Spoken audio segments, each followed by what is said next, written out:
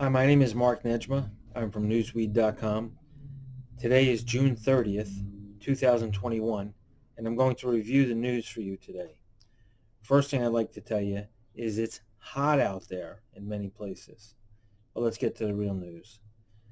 Fat Albert is out of jail, and his co-star, Felicia Rashad, Bill Cosby's TV wife and incoming dean of Howard University Fine Arts, faced harsh criticism Wednesday after she learned that he was being released from jail. She was pretty happy about it. So then she tweeted about it, but then people got mad. He was let out of jail because in his prior um, court uh, dealings, the prosecutor made a deal with him that he would not use these witnesses from the past. Well, with the current case that he was in jail for, he was supposed to do 10 years. Uh, they used those witnesses. So they broke an agreement. That technicality gets Bill Cosby, hey, out of jail. Anyway, Bill Cosby had made some pretty funny cartoons when I was a kid. Fat Albert was one of them, somebody you felt sorry for.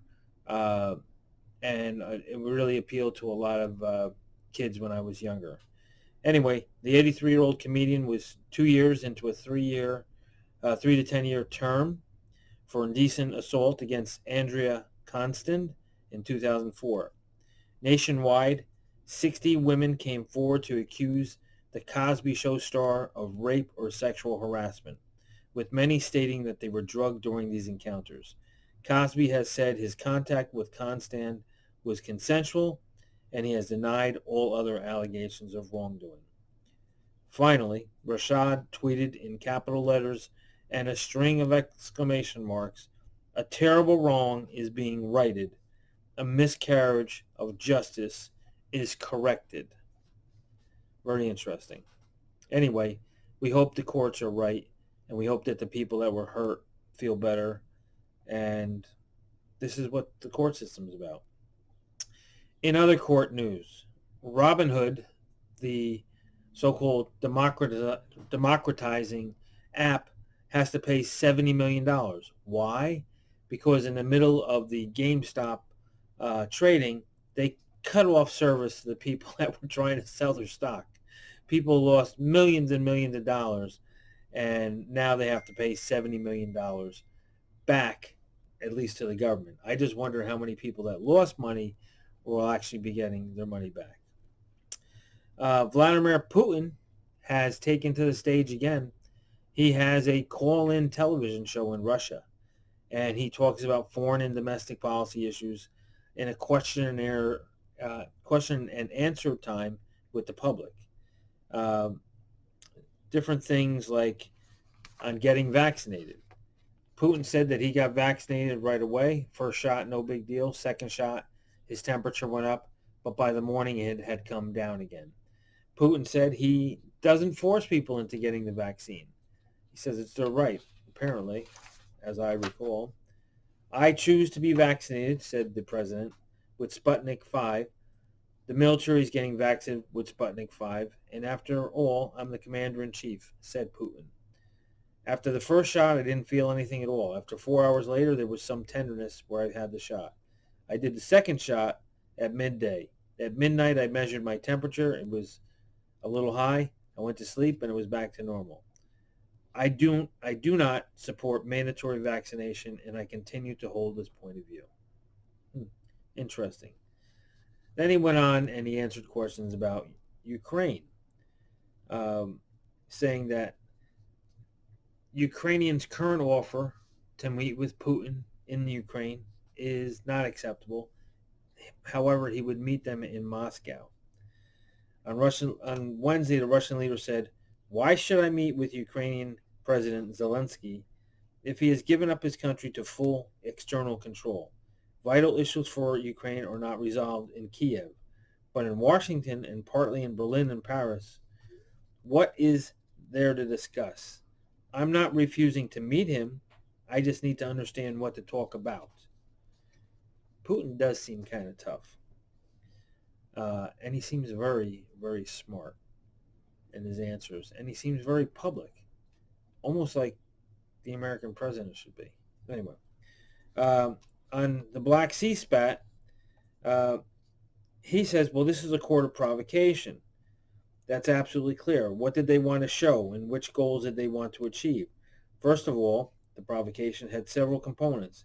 It was not only carried out by the British, but also the Americans, because the British destroyer entered our territorial waters during the day, and early in the morning at 7:30. I think an American strategic reconnaissance aircraft flew out of NATO military in Greece in Crete.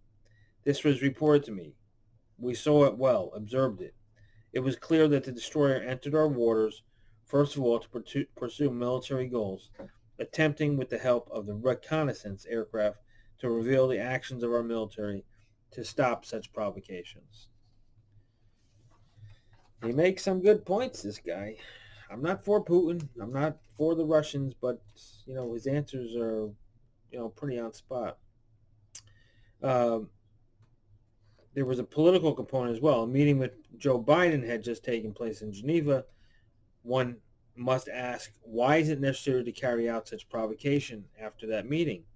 Why all this being done? In order to emphasize that these people do not respect the choice of the Crimeans to join the Russian Federation?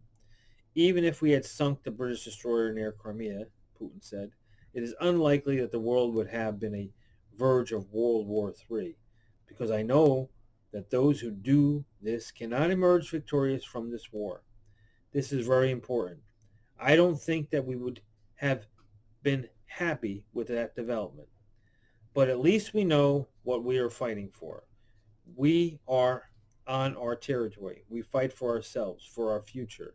We're not the ones to go to them, flying thousands of kilometers and arriving by waterways. They were the ones who came to our borders and violated our territorial waters. Well, it does seem like we were over there. I'd like to hear what President Biden has to say about it. But of course, we're all supposed to hate the Russians.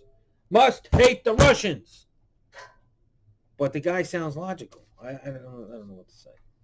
Anyway, social media. Here's where I don't agree with President Putin. He's just like the Americans. He says, we don't plan on blocking anyone. We plan to work with them. But there are problems. They tell us to buzz off. He's talking about social media. He does not like social media when people say negative things. Now, as I recall, I just had a post eliminated from LinkedIn because I didn't even say something bad, but it was eliminated. So we have these people in America, tech companies that we give so much control to. You can't say anything on their social media. Here, President Putin is saying, hey, we're going to take this down if it says something that's wrong. It seems to me that America, tech companies, and Russia are on the same practice field, so to speak. They're not going to let you say anything they don't want you to say. That's a little scary. Now, going out in public and getting on the streets and standing in front of monuments and protecting them and doing the right thing peacefully, that's not social media, but it's powerful media, particularly during holidays, so I recommend it highly. Then they talked about on this phone call that he has, these phone calls that come in Russia. And he said that he's ready to step down. He's 68 years old, but he wants to find the right president, and he leaves it up to the elections. This is what he says. Let me read it. Putin, 68, has been in power as president or prime minister since the turn of the century.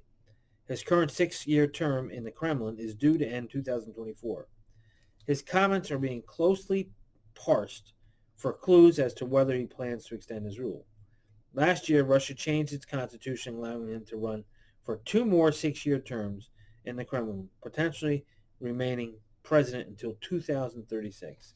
On the other hand, they say a holy place is never empty, and there are no irreplaceable people, said Putin, meaning himself. He can be replaced. On the other hand, my responsibility is to give recommendations to people who will run for president. It happens in all countries in the world. I don't know any exception. Of course, time will come when I hope I can say that, in my opinion, this or other person is worthy to lead such a wonderful country as our motherland, Russia.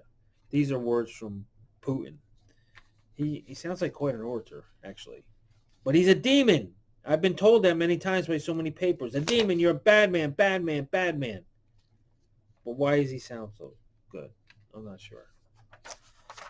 Okay, on to another fat man. And no, it's not me.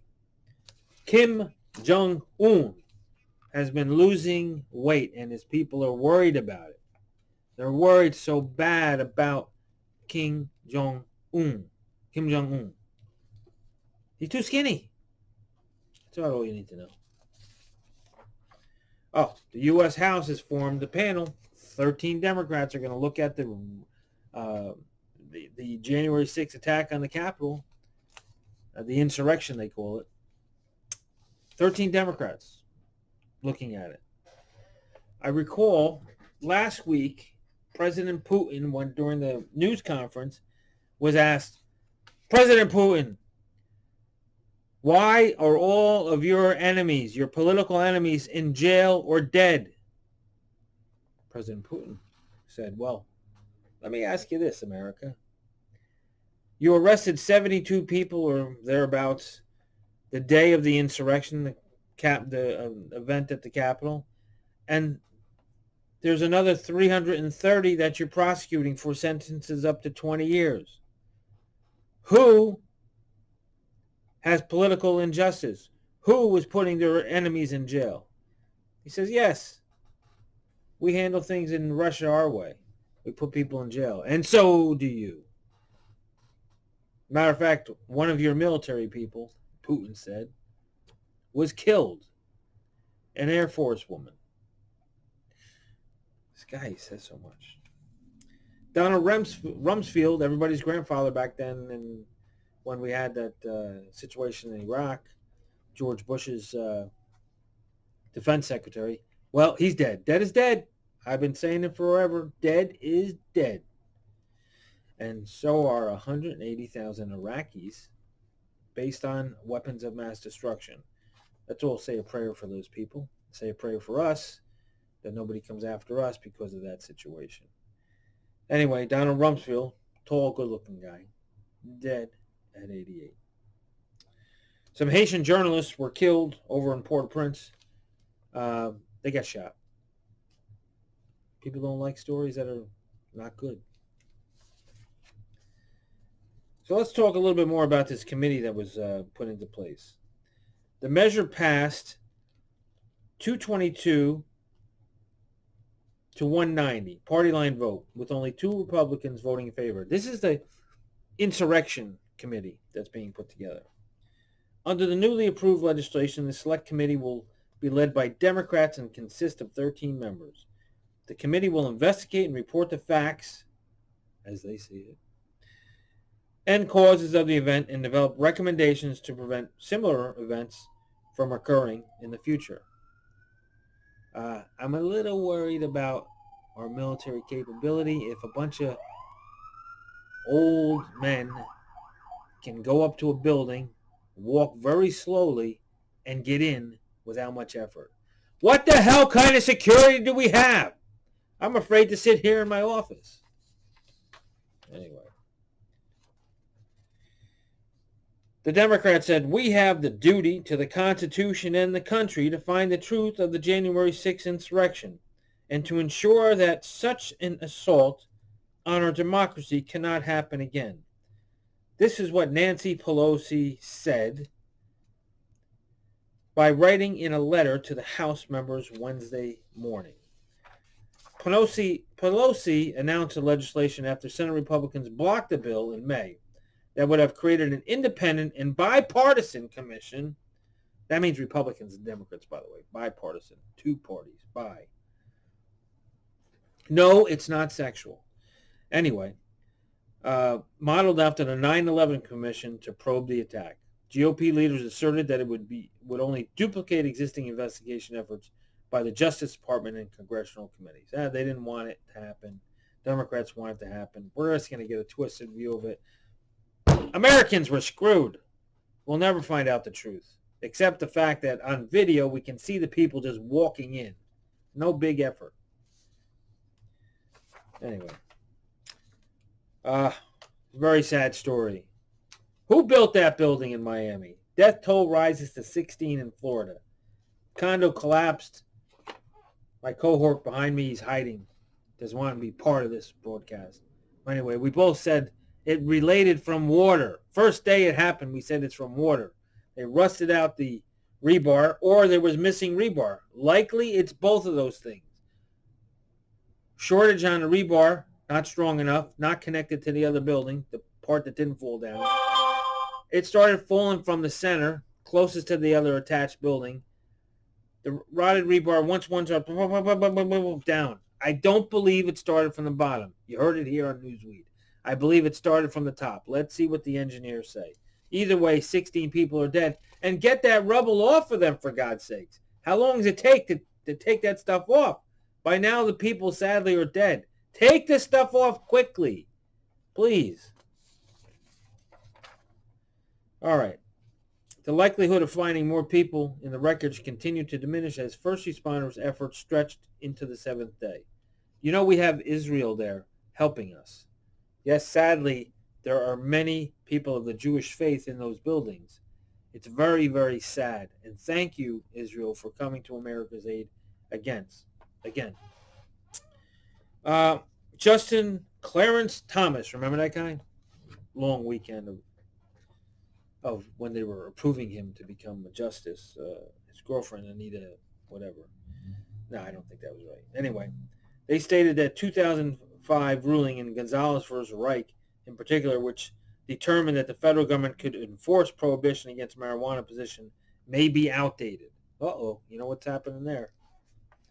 The court's decision not to hear a new case related to tax deductions claimed by a Colorado medical marijuana dispensary prompted Thomas to issue a statement that more broadly addressed federal marijuana laws. While Newsweed being a marijuana newspaper, not a marijuana distributor, we can have deductions for sure, no problem, because we're a business. We don't sell weed. Anyway, last and most important to the people down in my state in Florida is the Tampa Bay Lightning are getting ready to kick some butt of the Canadians. The Canadians have not been in the Stanley Cup in quite a while. They're revving it up the streets of downtown up there in Canada. The Canadians' flags and setting off fireworks. Some had traveled from other parts of the province to be in the city, just in case the impossible happened. Jubilant fans raised orange traffic cones, the perennial symbol of the city almost always under construction, over the heads in lieu of the Stanley Cup. A cop car was flipped over. More than a dozen people were arrested, and Montreal police fired tear gas to disperse the rowdiest in the crowd. Now as the finals get underway, the team still has a long way to go to get past the favorites, Tampa Bay Lightning. But whatever happens after a year that was so devastating for so many, the simple truth is it's pretty fun to have something to cheer about for once.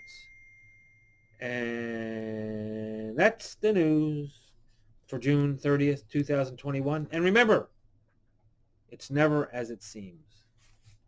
Thank you and good night.